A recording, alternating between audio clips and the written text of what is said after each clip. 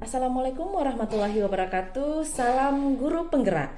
Perkenalkan, nama saya Widya Eria Siska dari SMP 4 Seberut Utara, calon guru penggerak angkatan 11.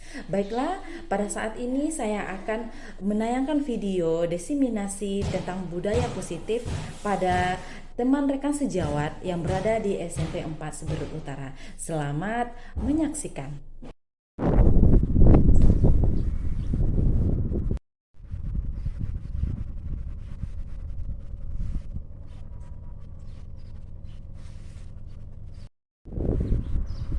Assalamualaikum warahmatullahi wabarakatuh. Selamat siang Bapak Ibu semuanya. Kata-kata penghormatan yang terhormat kepada Bapak Kepala Sekolah SMP 4 Seberut Utara. Kemudian yang terhormat kepada Ibu Wakil Kepala Sekolah beserta Majelis Guru, karyawan dan karyawati SMP 4 Seberut Utara. Puji syukur kita ucapkan kepada Tuhan Yang Maha Kuasa, yang mana pada siang hari ini kita dapat memberikan sebuah kesempatan untuk kita dalam acara dua hal. Yang pertama untuk rombel kita, kemudian yang kedua adalah acara diseminasi pemahaman dan penerapan budaya positif.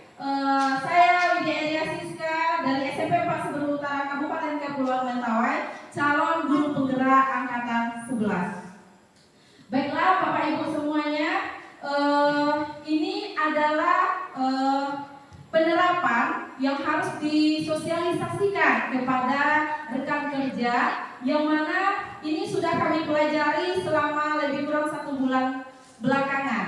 Kemudian akan berharap ada memberikan dampak-dampak yang positif untuk kita dalam perkembangan pembelajaran kita di SMP 4 Seberut Utara.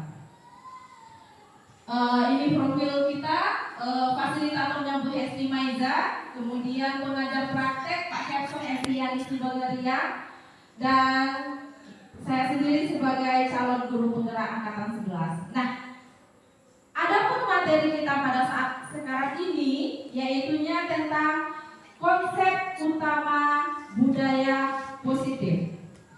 Di dalam konsep utama budaya positif ada beberapa hal yang akan kita bahas di sini. Yang pertama yaitunya perubahan paradigma belajar. Yang kedua, disiplin positif. Kita akan membahas tentang disiplin positif. Seperti apa bentuk dari disiplin positif itu. Kemudian yang ketiga, ada kebutuhan dasar manusia. Apa maksudnya? Sebelum menerapkan disiplin positif, kita sebenarnya harus mengetahui kebutuhan dasar dari manusia. Yang mana ketika kita mengetahui kebutuhan dasar manusia, maka kita akan bisa memperhatikan perilaku-perilaku siswa kita. Apa sebenarnya yang dialami oleh siswa-siswa kita. Nah, yang keempat, motivasi perilaku manusia. Nah, ternyata di dalam kehidupan kita untuk mengolah anak-anak kita dalam pembelajaran, itu kita harus mengetahui juga apa sih motivasi perilaku mereka dalam belajar. Apa sebenarnya yang menjadi faktor mereka di dalam belajar sehingga mereka melakukan sesuatu yang mereka inginkan. Selanjutnya, yang kelima akan kita bahas posisi kontrol guru. Ini yang akan berhubungan dengan kita sekali. Ada 5 posisi kontrol guru di sini, yang mana kelima-limanya itu sudah kita jalani, sudah kita terapkan dan sudah kita lakukan. Tetapi ternyata di dalam posisi kontrol guru ini ada posisi yang paling terbaik. Nanti kita bahas satu persatu. Yang keenam, keyakinan kelas. Berbicara kita masalah keyakinan kelas, ini ternyata Bapak Ibu, saya pun baru mengetahui, baru menyadari sangat penting sekali itu adanya keyakinan kelas. Siapa yang membuat keyakinan kelas? Sebenarnya keyakinan kelas itu dibuat oleh wali kelas. Jadi wali kelas nanti membuat keyakinan kelas ini, kemudian diterapkan di kelas, itu dipajang di dindingnya. Nah, kita sebagai guru mata pelajaran mengikuti keyakinan kelas yang dibuat oleh wali kelas. Kita akan lihat nanti cara-cara dan tahap bagaimana cara membuat keyakinan kelas. Apa sih bedanya keyakinan kelas dengan peraturan kelas? Nah, itu yang akan kita lihat nanti. Yang ketujuh, materi yang akan kita bahas di sini adalah segitiga restitusi. Nah, ada bahasa segitiga restitusi. Saya pun baru mengetahui, ternyata alangkah indahnya sebuah permasalahan itu dilakukan dengan berbagai tahap. Nah, itu semua sebenarnya sudah kita ketahui, tetapi kita kadang-kadang mencampur adukan, termasuk saya juga. Mencampur adukan antara cara penyelesaian masalah yang A dengan yang B, cara penanggapan yang A dengan yang B. Nah, ternyata di sini ada hal yang perlu kita perhatikan, ada hal langkah-langkah. Salah satunya adalah segitiga restitusi. Kita lihat yang pertama, perubahan paradigma belajar. Perubahan paradigma belajar merupakan pembelajaran dengan paradigma yang baru dirancang berdasarkan prinsip pembelajaran yang berdiferensiasi, sehingga setiap siswa belajar sesuai dengan kebutuhan dari tahap perkembangannya untuk mewujudkan profil pelajar Pancasila. Di kurikulum Merdeka, ternyata kita tujuan utama dari kurikulum Merdeka itu Bapak Ibu adalah mewujudkan profil pelajar Pancasila. Nah, masih ingat Bapak Ibu profil pelajar Pancasila? Ada berapa? Ada 6. Yang pertama apa? Ayo, yang pertama percaya kepada Tuhan Yang Maha. Iya, percaya kepada Tuhan Yang Maha Esa. Itu dia profil pelajar Pancasila kita. Yang kedua apa? Bernalar kritis. Nah, ketika siswa kita memahami profil pelajar Pancasila, yang pertama beriman dan bertakwa kepada Tuhan Yang Maha Esa dan berakhlak mulia. Ini adalah titik pangkal yang pertama kita dalam pembelajaran. Halo. Hai, semangat. Iya, semangat Bapak Ibu. Iya, selamat siang. Sudah makan siang? Belum. Oke, dah. Baiklah Bapak Ibu, nanti kita akan makan siang. Kita lanjutkan kepada pembelajaran profil pelajar Pancasila. Yang pertama, beriman dan bertakwa kepada Tuhan Yang Maha Esa dan berakhlak mulia. Titik pangkal sebenarnya di dalam pembelajaran kita ini dengan agama yang berbagai macam beragam kita di sini, tentu anak-anak kita yang pertama yang dibimbing itu adalah agamanya. Karena kalau agamanya itu sudah bagus, maka semuanya akan ikut. Nah, ini bukan tanggung jawab guru agama saja Bapak Ibu, tanggung jawab kita semuanya. Tidak ada bedanya. Satu tidak efektif, karena kenapa? Nggak semua motivasi itu kalau kita kasih penghargaan itu efektif. Kenapa? Karena suatu saat nanti ketika dia mendapatkan sesuatu hal yang membuatnya itu bangga, kita tidak memberikan penghargaan, maka dia akan merasa down lagi, jatuh lagi. Yang ketiga, mematikan kreativitas. Kenapa mematikan kreativitas? Karena pastinya tidak ada kreativitasnya lagi. Dia yang diharapkannya, wow, ada penghargaan ini. Yang keempat, menghukum dengan sistem ranking. Ini semua tidak kita saja yang melakukan ranking, tetapi semua instansi kita rasa melakukan ranking. Ternyata setelah dilakukan penelitian, ranking ini ternyata agak merusak sedikit. Contoh, di dalam lokal, saya pun juga melakukan itu. Kok kamu yang peringkat 1 tidak bisa ya? Kira-kira seperti itu. Kok makanya kamu tidak bisa? Kamu kan peringkat terakhir. Kira-kira seperti itu.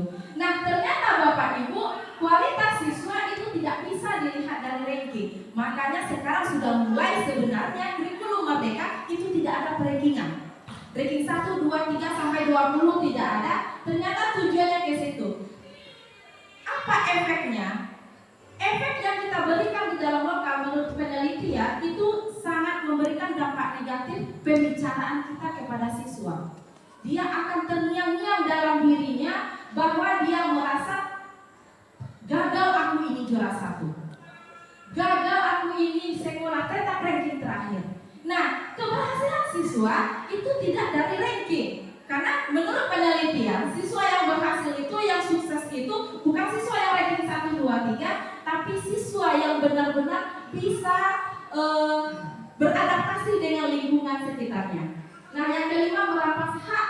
menghargai diri. Itu dia contohnya tadi ketika kita menghujat siswa kita yang memiliki peringkat-peringkat. Kemudian konsep disiplin dengan identitas sukses. Nah, ada konsekuensi, ada restitusi. Restitusi inilah yang akan kita lihat nanti. Konsekuensi ini yang pertama penguatan jangka pendek. Yang kedua perlu monitoring berkelanjutan. 3 stimulus respon. Yang keempat murid menghormati peraturan. Artinya konsekuensi ini peraturan-peraturan yang sudah diberikan oleh sekolah, peraturan-peraturan yang sudah dibuat. Nah, apa itu restitusi? Restitusi ini adalah cara penanganan cara mengatasi masalah siswa, yaitunya apa dampaknya? Yang pertama, murid bertanggung jawab atas perilakunya. Nah, kita lihat nanti kemana perginya restitusi ini, seperti apa sih bentuknya restitusi ini. Yang kedua, fokus pada pemecahan masalah jangka panjang. Yang ketiga, murid menghormati dirinya dan orang lain. 4, murid tersebut mengendalikan dirinya sendiri. 5, ternyata murid lebih bersemangat. Kita lihat nanti seperti apa konsep dari penanganan siswa dari restitusi. Konsep disiplin yang pertama, pengertian restitusi kita lihat terlebih dahulu. Restitusi adalah proses menciptakan kondisi bagi murid untuk memperbaiki kesalahan mereka sehingga mereka kembali pada kelompok mereka dengan karakter yang lebih kuat. Itu menurut Goseni di tahun 2004. Nah, ternyata restitusi ini adalah salah satu penanganan masalah yang penanganannya itu betul-betul dikembalikan kepada siswa. Ditanyakan kepada siswa bagaimana sebenarnya masalah ini terjadi. Kenapa? Apakah kamu merasa bersalah? Nah, berhubungan lagi ke konsep penerapan disiplin atau kesepakatan kelas tadi. Apa ciri-ciri dari sebuah restitusi? 1, bukan menebus kesalahan, namun belajar dari kesalahan. 2, memperbaiki hubungan. 3, tawaran bukan paksaan. 4, menuntut untuk melihat ke dalam diri. 5, mencari kebutuhan dasar yang mendasari tindakan. 6, fokus pada karakter bukan tindakan, penguatan dan fokus pada solusi. Maksudnya seperti ini Bapak Ibu. Bukan menebus kesalahan namun belajar dari kesalahan. Ketika siswa itu melakukan sebuah kesalahan, kemarin ada masalah yang ada di kelas 7, yang kita tanyakan kepada siswa itu adalah apa yang telah kamu lakukan? Apakah kamu tidak merasa bersalah kalau itu orang melakukan sama kamu juga? Maka dia merasa dirinya, iya Bu, kalau orang menyebut saya dengan bahasa yang tidak bagus, maka saya marah. Nah, sekarang salahkah dia marah? Tidak. Ternyata restitusi itu Bapak Ibu seperti itu kira-kira gambarannya, perlakuannya kepada siswa. Kita lihat nanti bagaimana bentuk nyatanya restitusi tersebut. Di dalam penerapan disiplin ada kita membuat bentuk hukuman, konsekuensi, dan restitusi. Yang pertama hukuman. 1, guru menghukum siswa dengan membersihkan kamar mandi. Guru marah, itu bentuknya, misalnya sebuah kesalahan siswa. Nah, konsekuensi bahasanya seperti ini. Guru memberikan konsekuensi kepada siswa dengan menulis perjanjian tidak mengulangi lagi kesalahannya. Itu kalau itu bahasa yang kita ungkapkan itu namanya konsekuensi. Berarti sudah ada peraturan sebelum mereka melakukan kesalahan. Restitusi, guru menanyakan keyakinan kelas. Nah, ini dia Bapak Ibu pentingnya keyakinan kelas.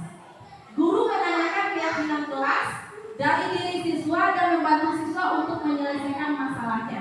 Dan guru terbuka diri terhadap siswa. Nanti akan kita lihat gimana bentuk nyatanya, bentuk restitusi ini. Kita lihat Bapak Ibu, yang intinya 5 posisi kontrol guru. Ini semua sudah kita jalankan. Masih semangat Bapak Ibu? Masih. Oke, kita lanjutkan walaupun hari sudah mendekati jam makan siang. Yang nomor 1, pen hukum. Pen hukum ini adalah ternyata Bapak Ibu, saya pun baru tahu ketika masuk dalam grup penggerak. siswa paling rendah. Kenapa? Karena membuat siswa itu bisa marahnya luar dalam kepada kita. Walaupun sewaktu itu siswa itu melakukan apa yang kita hukum. Tapi kita kan kadang-kadang mikir juga, termasuk saya, kamu tidak dihukum, dia tidak dengar kita. Nah, selanjutnya yang kedua, pembuat rasa bersalah. Nah, di dalam pembuat rasa bersalah ada bahasa yang menyatakan kalau itu pembuat rasa bersalah. Salah satunya bahasanya seperti ini. Tidak ingat kamu peraturan yang sudah ibu buat? Masih juga kamu melakukan itu? Apa kamu tidak berpikir? Artinya bahasa yang kita keluarkan kepada siswa, ya, saya sudah melakukan kesalahan yang fatal. Jadi dalam pembuat merasa bersalah ini tidak bertahan lama. Nah, kemudian ternyata posisi kontrol guru yang ketiga yaitu sebagai teman. Sebagai teman, kita membicarakan sesuatu masalah kepada siswa sebagai teman. Jadi anak-anak itu kita anggap teman kita, tetapi bahayanya ini yang sebagai teman, ketika anak-anak ini mengalami sebuah masalah, kita tidak ada di situ, maka dia akan tidak percaya dengan guru yang lain. Itu efeknya kita memberikan sebuah kontrol disiplin kepada siswa sebagai teman. Misalnya, nah sini dulu bantu ibu, sama-sama kita kerjakan ya. Nah, kayak gitu misalnya. Itu artinya sebagai teman, teman dekat. Nah, nanti kalau kamu, kan ibu udah bantu kamu, sekarang kamu lagi bantu ibu. Ternyata bapak ibu, hal itu yang sudah kita lakukan itu namanya posisi kontrolnya sebagai guru. Nah, yang keempat, posisi kontrolnya itu adalah sebagai pemantau. Untuk sebagai pemantau, posisi kontrolnya itu adalah posisi kontrol yang sudah ada peraturan. Misalnya, si Erkana terlambat. Erkana kamu terlambat? Iya bu, lihat, udah ada peraturan kita apa? Iya bu, kalau peraturan terlambat, maka kita harus melakukan sesuatu hal yang bisa berdampak positif oleh sekolah. Misalnya dia ambil sampah. Dan dia tidak bisa lagi itu berkelak dengan pemantau.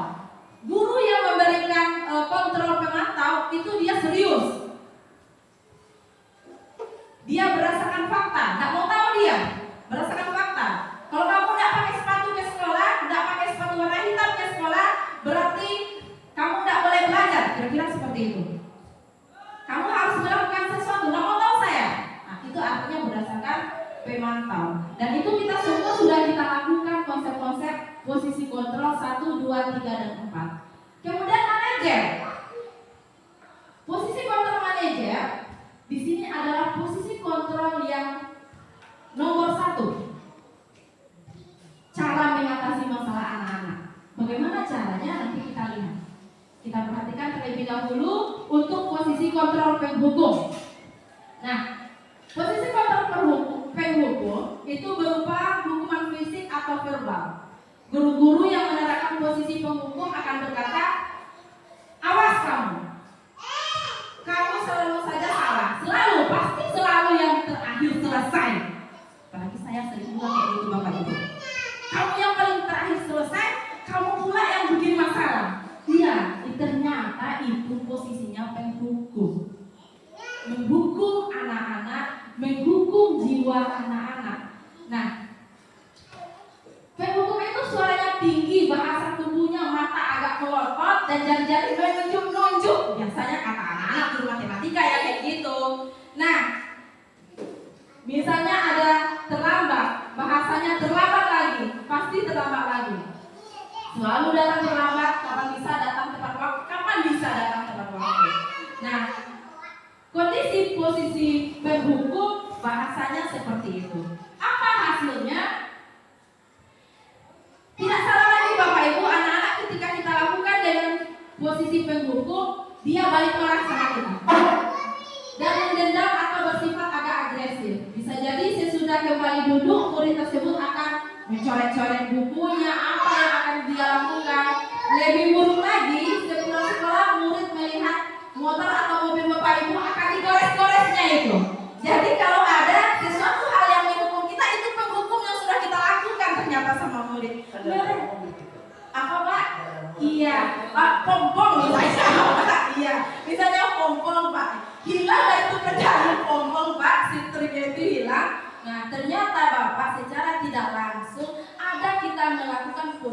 penghukum. Jadi kadang-kadang kita pun berkata, apa yang salah saya? Ternyata 5 tahun yang lewat kita lakukan pada seseorang itu masih ingat dalam dirinya. Ada juga, apalagi pompongnya digergaji, Pak. Iya, berarti penghukumnya itu sudah luar biasa. Itu dia bersuara lebih lembut. Saya juga sering melakukan seperti ini. Ternyata hal-hal negatif yang akan ditimbulkan. Pembuat rasa bersalah akan menggunakan keheningan yang membuat orang lain merasa tidak nyaman, bersalah atau rendah diri. Kata-katanya seperti ini. Ibu sangat kecewa sekali sama kamu. Berapa kali Bapak harus beritahu kamu ya, kamu selalu seperti ini. Gimana coba kalau orang tua kamu tahu kamu berbuat begini? Bahasa itu sering sekali kita lakukan. Ternyata itu bahasa untuk posisi kontrol merasa berbuat bersalah. Nah, di posisi ini murid akan memiliki penilaian diri yang buruk ternyata Bapak Ibu. Murid merasa tidak berharga dan telah mengecewakan orang-orang yang disayanginya. Ternyata ada efek-efeknya di sini. Nah, sehingga apa yang dilakukan? Misalnya ada bahasa di situ pembuat merasa bersalah, nadanya suara melemas, halus, sedih, bahasa tubuh merapat pada anak dan lesu. Nah, kita lihat pernyataannya. Adi, kamu ini bagaimana ya? Kamu sudah berjanji dengan ibu tidak akan terlambat lagi. Kamu kenapa ya senang sekali mengecewakan ibu? Ibu benar-benar kecewa sekali. Dan itu ternyata posisinya adalah merasa bersalah. Tidak ada yang salah yang kita lakukan Bapak Ibu. Semuanya bisa-bisa terjadi sesuai dengan keadaan. Di sini kita lihat apa nanti kembalinya. Apa hasil dari membuat merasa bersalah? Hasilnya murid akan bersalah telah mengecewakan ibu atau bapak gurunya. Murid akan merasa menjadi orang yang gagal dan tidak sanggup membahagiakan orang lain. Kadang-kala sikap seperti ini lebih berbahaya dari sifat penghukum ternyata.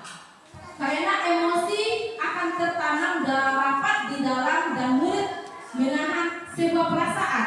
Berarti Bapak Ibu hati-hati juga kita melakukan posisi kontrol mengatasi suatu masalah dengan merasa bersalah.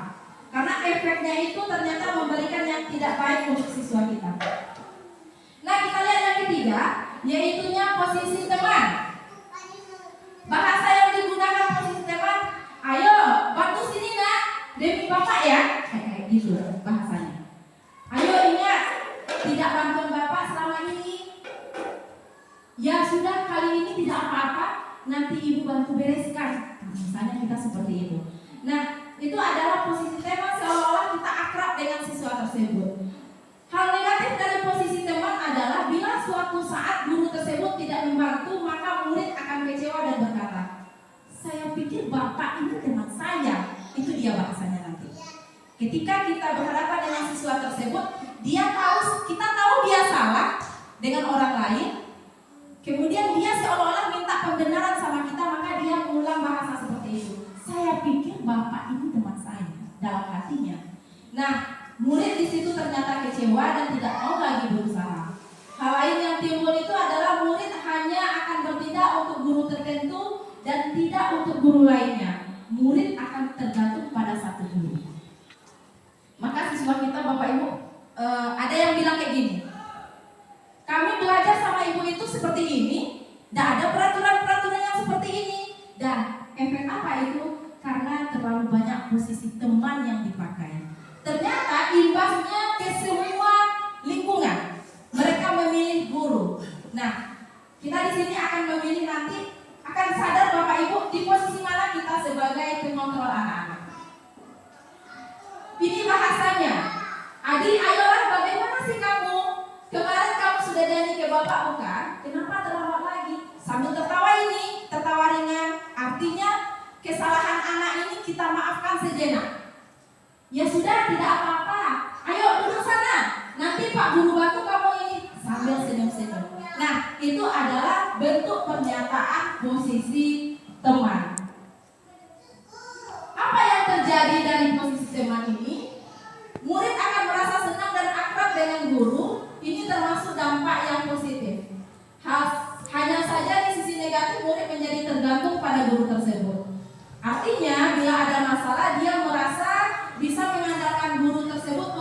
satunya. Akibat lain dari posisi teman, siswa akan membuat sesuatu bila yang menyuruh adalah guru tersebut. Kan ada itu. Siswa itu kita panggil, nak sini dulu nak. Nggak terlalu ngerti ya. Tetapi ada guru yang satu memanggil, itu langsung iya Pak, apa yang bisa saya bantu, apa yang bisa saya lakukan. Ternyata kita ada menanamkan konsep-konsep posisi kontrol dalam menyelesaikan masalah kepada anak. Efeknya ternyata seperti itu. Nah, yang keempat, pemantau. Pemantau itu artinya ada peraturan. Dengan menggunakan sanksi atau konsekuensi, kita dapat memisahkan hubungan pribadi kita dengan murid sebagai seorang yang menjalankan posisi pemantau. Nah, pertanyaan yang diajukan seorang pemantau itu, peraturannya apa? Apa yang telah kamu lakukan? Sanksi atau konsekuensinya apa? Kan sudah ada. Ngapain kamu terlambat? Ngapain kamu tidak buat PR? Kalau sanksinya udah ada, kan udah tahu. Iya, saya juga sering sebagai pemantau. Jadi artinya semuanya itu, contohnya ada catatan nih. Contohnya ini, tugas-tugas tidak masuk seperti itu. Ternyata secara logikanya bahasa yang kita sampaikan itu berefek sama siswa kita. Nah, tapi harus bagaimana lagi? Tentu sesuai dengan kondisi. Kalimat kondisi ini tidak ada yang salah Bapak Ibu. Antara 5 posisi kontrol semuanya itu boleh dilakukan. Nah, kemudian apa lagi posisi yang terakhir? Posisi yang terakhir adalah manajer. Dan manajer ini adalah posisi yang paling tertinggi. Dari pernyataan-pernyataannya, posisi ini adalah posisi yang paling aman untuk semua guru. Sehingga siswa di sini tidak ada membandingkan guru ini yang baik, guru itu yang bagus, guru ini yang tidak bagus. Menjawabkan perilakunya, mendukung murid agar dapat menemukan solusi permasalahan. Seorang manajer telah memiliki keterampilan di posisi teman maupun pemantau. Dan dengan demikian saja, bisa jadi di waktu-waktu tertentu kembali pada kedua posisi tersebut. Bila diperlukan, artinya posisi manajer ini adalah posisi yang paling efektif untuk menanggulangi masalah anak, tetapi tidak selalu manajer ini terpakai. Nah, ternyata dari suasana posisi seorang manajer itu akan berkata seperti ini, apa yang kita yakini? Nah, kembali keyakinan kelas tadi. Ini kita jujur, enggak di sekolah kita saja. Di beberapa sekolah pun masih belum ada konsep keyakinan kelas karena belum ketidaktahuan kita. Ternyata ada sebuah bukan peraturan tapi keyakinan kelas. Nanti kita lihat perbedaannya itu apa. Apakah kamu meyakininya keyakinan kelas kamu itu? Kita patokan pada keyakinan kelas saja. Jika kamu meyakininya, apakah kamu bersedia memperbaikinya? Jika kamu memperbaiki ini, hal ini menunjukkan apa tentang dirimu? Apa rencana kamu untuk memperbaiki hal ini? Artinya kita kembalikan masalah itu kepadanya. Tugas seorang manajer bukan untuk mengatur perilaku seseorang, kita membimbing murid untuk mengatur dirinya. Seorang manajer bukanlah memisahkan murid dari kelompoknya, tapi mengembalikan murid tersebut ke kelompoknya kembali. Nah, di sini Bapak Ibu, saya pun juga masih belajar posisi manajer. Karena posisi ini rada-rada sulit. Ketika emosi kita di hadapan kita, maka itu susah menjadi manajer Bapak Ibu. Itu tidak harus belajar, harus memahami dari hari ke hari. Ternyata emosi kita, kontrol diri kita, itu yang harus kita bina, termasuk saya juga. Nah, kita lihat Bapak Ibu, semoga jaringannya bagus. Bagaimana sebenarnya posisi kontrol manajer itu, kemudian bagaimana keadaan dari kegiatan 5 posisi kontrol tersebut. Ini sudah saya download, tetapi dia tidak bisa. Kita lihat saja langsung di YouTube-nya.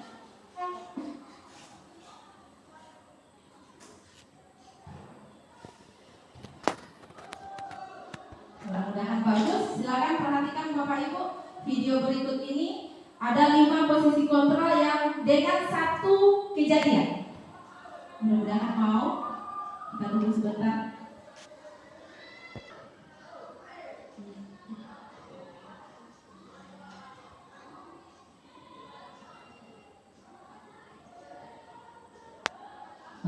Yang memakai wifi dulu Bapak Ibu mohon dimatikan sedikit. Oke, kita mulai. Perhatikan.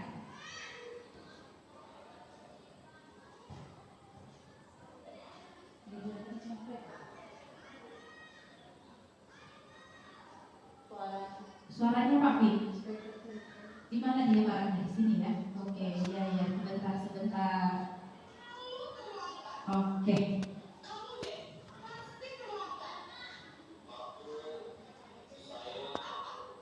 Ya, dengar juga ya.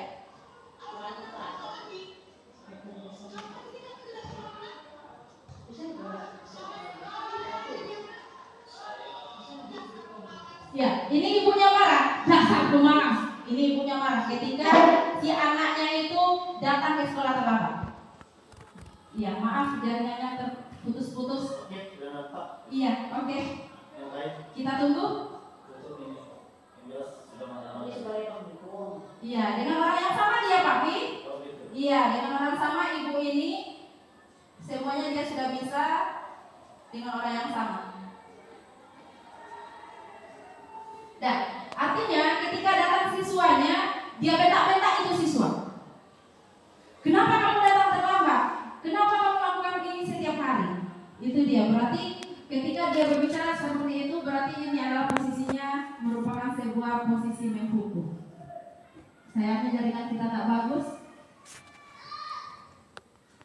Oke, kita lanjutkan dulu. Nanti kalau sudah mulai dia, maka kita kembali sama dia. Oke Bapak Ibu, sekarang kita sudah berhadapan dengan posisi 5 kontrol tadi. Berarti dalam diri kita sudah bisa menggambarkan diri, saya setiap hari posisi ini yang saya lakukan sama siswa. Kemudian pasti sudah masing-masing kita itu pasti beda-beda, tidak akan sama. Dan itu sesuai dari kondisi kita sendiri masing-masing kita. Nah, sekarang kita coba sama-sama Bapak Ibu. Tadi ada 5 posisi kontrol. Yang pertama penghukum, kemudian posisinya sebagai teman, kemudian membuat merasa bersalah, selanjutnya posisinya yang kelima itu adalah manajer, kemudian posisi yang memiliki sesuai dengan peraturan. Kira-kira jika posisi kontrolnya itu ini, sana kamu lari lapangan 5 kali putaran, itu posisi apa itu? Oke Pak? Ya, posisi menghukum. Nah, kita lihat yang kedua lagi. Sudah berapa kali ibu ingatkan kamu agar tidak datang terlambat? Kamu sudah membuat bapak ibu kecewa. Itu apa? Ya, merasa bersalah Pak Pi. Iya, karena kecewa di situ katanya. Berarti merasa bersalah. Oke, kita lihat lagi. Kamu sudah melanggar aturan sekolah kelas kita. Kamu tahu apa konsekuensinya? Bapak Ibu akan mencatat kesalahan kamu hari ini untuk bahan perbaikan kamu di kemudian hari. Apa itu?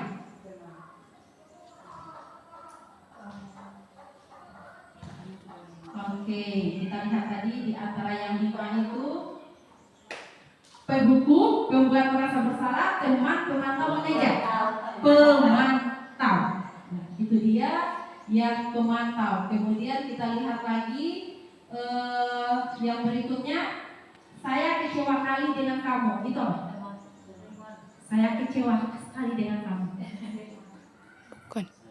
Kecewa sekali dengan kamu. Saya kecewa sekali, sekali. Saya kecewa sekali dengan kamu. Apa itu Bapak Ibu? Kecewa. Berarti membuat dia merasa bersalah. Saya kecewa sekali sama kamu. Jadi dia merasa.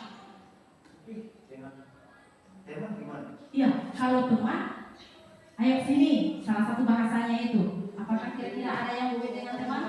Oke, ini dia. Kali ini ibu maafkan kamu. Lain kali jangan datang terlambatnya dia. Ayo dong. Tuh, teman itu so akrab kita. Tapi kadang-kadang butuh juga ya Bapak Ibu kita dengan posisi teman untuk menjaga kualitas kita. Kalau papi tidak masuk gitu. Kalau kita ini yang ibu-ibu ini tidak mau pusing papi dengan peraturan sangat. Ayo, Iya. ibu bersihkan ikannya. Iya benar itu. Bantu ibu bersihkan ikan ya. Itu kira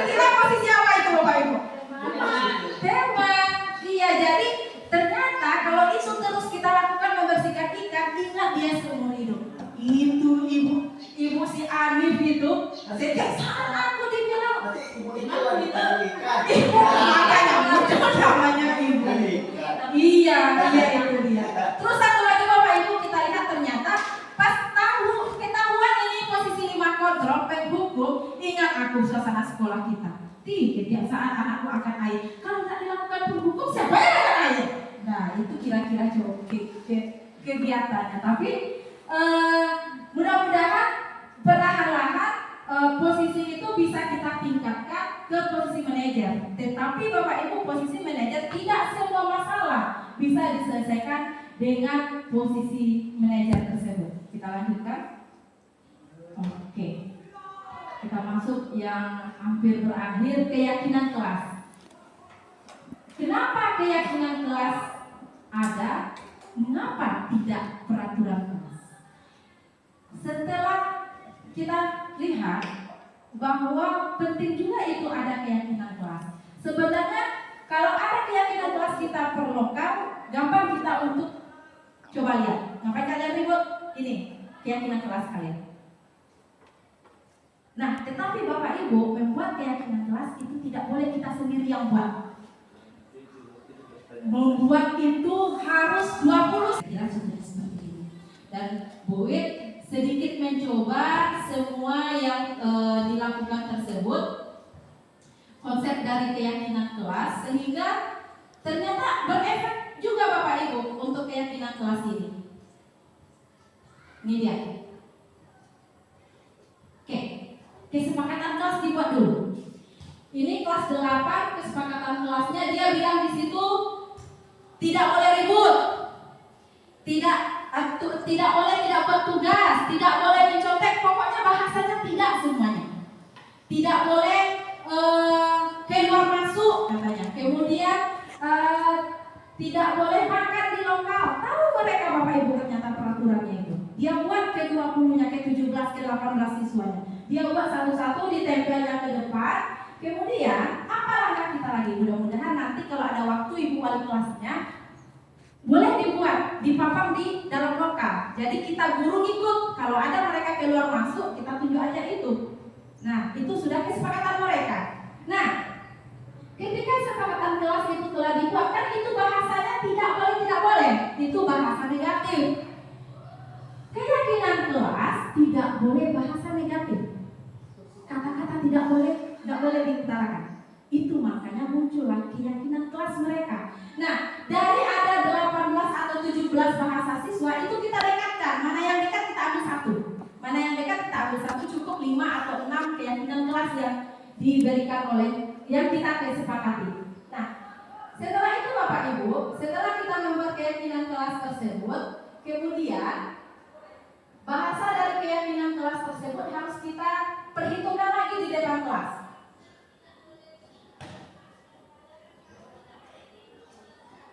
Kita tekankan sama siswa, kalau tidak boleh lupa buat PR, apa bahasanya? Harus buat PR, tepat waktu. Kita arahkan sama siswa kita ternyata. Itu yang dapat kita pelajari.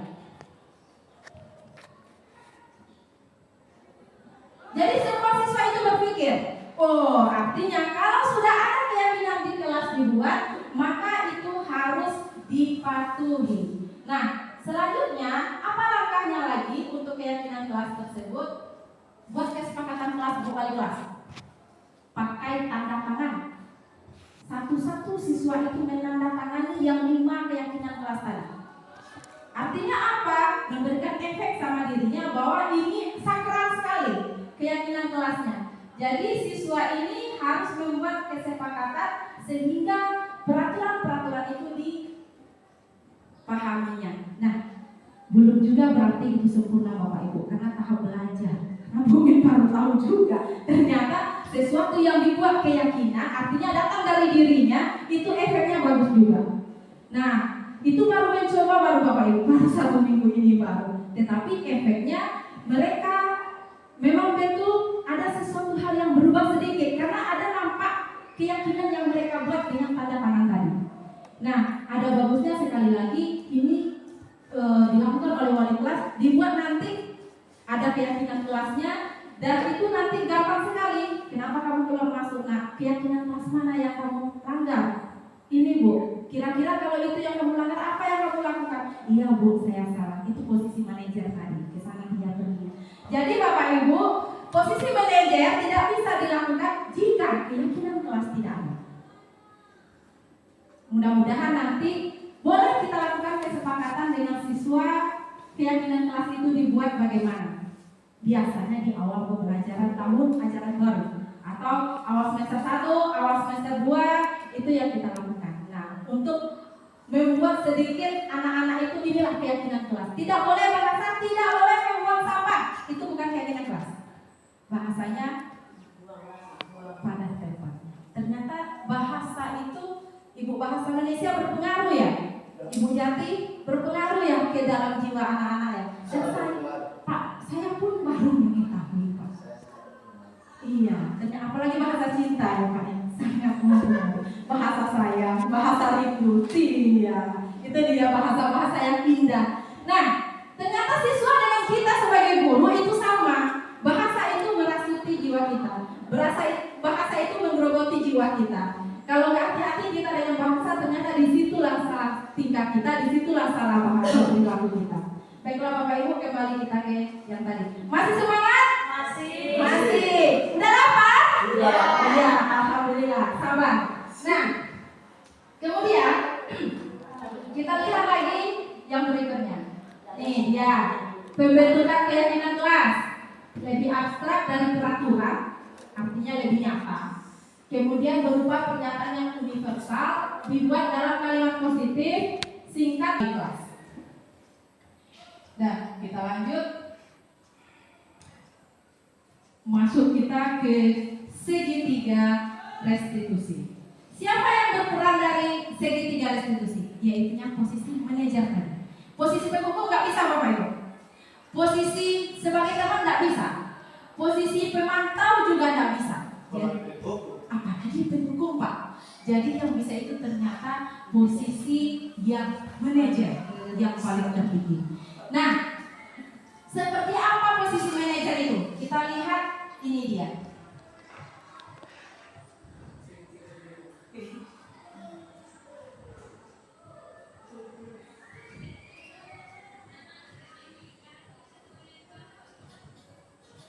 Suaranya di mana? Nih, ada bapak-bapak ini menyelesaikan sebuah. Mana Pak? Di mana? Ada di Oke, Bapak Ibu kita perhatikan.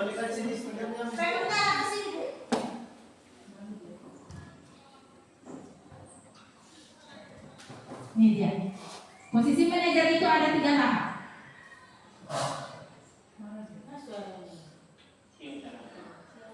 Kurang keras. Pak, mau banget. Masa aku dikatain tukang fitnah, Pak? Ya aku marah lah. Aku balik katain mereka. Ini menstabilkan identitas. Menanyakan kesalahan anak itu apa yang terjadi. Bapak juga akan marah apabila ada yang menyebut Bapak seperti itu. Nah, bapaknya mengakui juga, dia pernah juga seperti itu. Kalau itu yang dilakukan maka dia akan marah juga.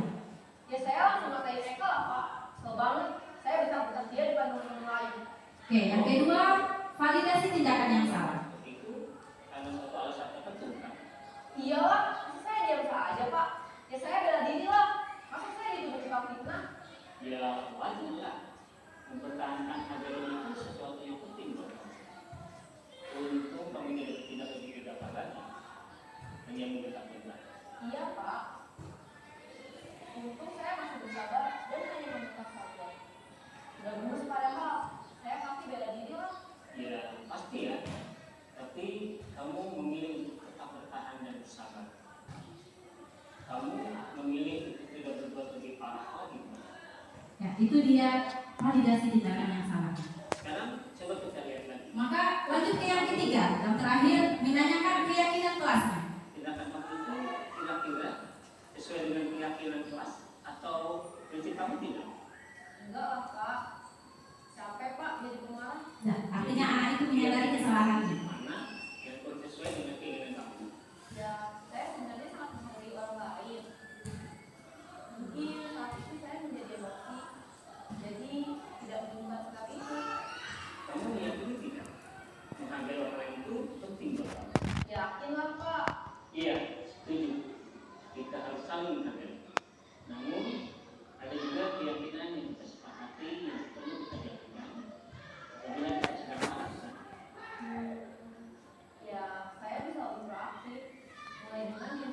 Ya, artinya anak itu bisa memperbaiki dirinya sendiri tanpa kita yang menyuruhnya baik. Itu dia. Kira-kira kamu bersedia memperbaiki masalah ini tidak? Sedia, Pak. Kalau kamu memperbaiki masalah ini, kamu akan menjadi orang seperti apa? Saya akan menjadi orang yang bertanggung jawab kali ya, Pak. Dan senantiasa proaktif. Iya, menurut kamu bagaimana rasanya menjadi orang seperti itu? Ya nyaman lah. Bangga bisa bersahabat dengan sendiri. Baiklah kalau begitu. Yuk kita pikirkan bagaimana memperbaiki masalah ini. Ya, itulah Bapak Ibu segitiga restitusi dengan posisi manajer. Semuanya diselesaikan tanpa ada kita menghardik, tanpa ada kita menyalahkan siswa, tanpa ada membuat itu siswa merasa bersalah. Tetapi kita menanyakan, apa sih keyakinan mana yang kamu langgar dari yang telah dibuat? Lagi-lagi kalau untuk melakukan posisi manajer sudah ada keyakinan kelasnya. Itu Bapak Ibu penyampaian kita pada siang hari ini. Terima kasih kepada waktu yang telah Bapak Ibu berikan. Saya Widya Eria Siska dari CGB Angkatan 11 dari SMP 4 Sebelum Utara mengucapkan terima kasih dan selamat siang. Terima kasih Bapak.